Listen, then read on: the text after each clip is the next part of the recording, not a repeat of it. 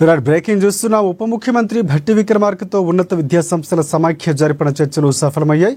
దీంతో రేపటి నుంచి తెలంగాణలో యథావిధిగా విద్యాసంస్థలు తెరుచుకోనున్నాయి.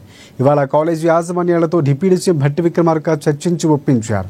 మొత్తంగా 900 కోట్ల రూపాయలు విడుదల చేసేందుకు అంగీకరించారు. వచ్చే 3 రోజుల్లో 600 కోట్ల రూపాయలు విడుదల చేస్తామని వారికి హామీ ఇచ్చారు భట్టి. దీంతో విద్యాసంస్థల యాజమాన్యాలు శాంతించాయి.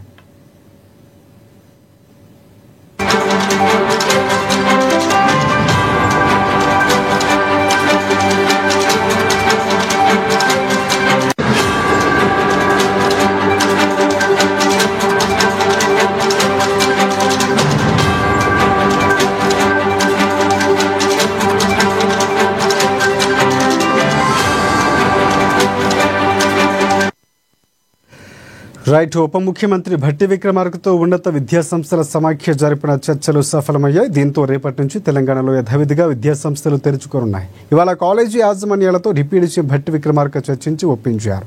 మొత్తంగా 900 కోట్ల రూపాయలు విడుదల చేసేందుకు అంగీకరించారు.